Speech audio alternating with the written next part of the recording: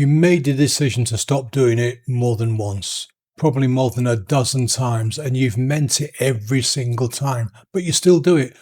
And the bit that makes this worse is you know exactly what it's costing you. You know the sleep, the confidence, the money, your relationship, maybe even your job or your business. Whatever's yours is, you can see the cost clearly. You've actually seen it and known about it for quite some time, and yet you still do it.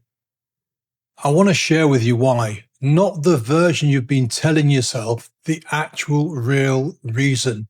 Because the story you've got about this is probably the thing that's keeping you held back and stuck. Usually the story goes one of two ways. Either, I'm weak and I don't want it badly enough, and you haven't got enough discipline. Other people manage to stop things, so why can't I? All that kind of stuff. Or you need the right system, a better strategy, an accountability partner, a 30-day challenge, a tracker on your phone. I've heard both of those versions and lots of others hundreds of times, and I understand why people fall there, land there, because from the outside, doing something you've decided to stop doing looks like a choice. So the explanation becomes about your character, your method, your weakness, or whatever. But this is what I found with all these clients. It's none of that. The behavior isn't running at the level where character or method can actually reach it.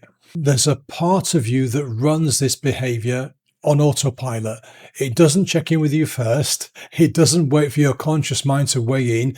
It fires before you finish thinking about it, sometimes before you've even noticed what's going on.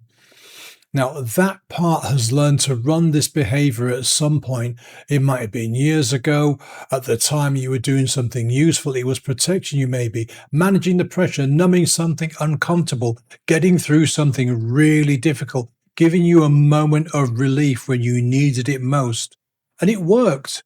So the brain has stored that, kept it ready, and it's been running it ever since. The trouble is your conscious mind has moved on. You don't need the behavior the way you used to need it. That part of you hasn't been told it's still doing the job. It was given the information, and it's now years out of date. So when you make a decision to stop, your conscious mind hears it and goes, yeah, okay, we can do that. But the other part doesn't, and it still keeps running. This is why you still do it even when you know you shouldn't. It's not a choice at that level. This is automation better than any AI you could imagine. Willpower is your conscious mind trying to override that automatic part. And it works sometimes when the pressure's high enough, when you're fresh and motivated and the cost is right in front of you. But you've probably noticed it doesn't hold. The moment you're tired, stressed, or things are going well and the guard drops, the behavior comes in back right away because nothing's underneath has changed. The automatic part, the mental AI, if you like, is still running the same program. It's got stuck in that loop. That's the fight you've been in. And it's not a fair one because the automatic part is faster, older, and it's been doing this thing a lot longer than your willpower has been trying to stop it.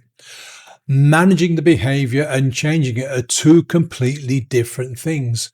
Managing takes constant effort. Changing means the behavior stops being necessary and you don't have to fight it anymore. It just stops. The part that's running the behavior has a reason for it, an old reason, something it learned about when the behavior was protecting you from something or providing for you. Until that part gets updated, until it gets the information that the old reason isn't necessary or doesn't need to be applied anymore, it still keeps doing the job. That's what I do. I help you find what the behavior is still protecting. I work directly with the part that's running this, give it new information, and when that happens, the behavior stops being necessary, not managed, stopped. I've seen this with drinking, with eating, with how people handle conflict, with the way some people, derail themselves right before something good's about to happen. The specifics are different every single time, but the structure underneath it is the same. The behavior isn't the problem. It's the solution your brain found to something that it that doesn't need solving anymore. So if you've been fighting something for a while and you're tired of the battle, try asking a different question.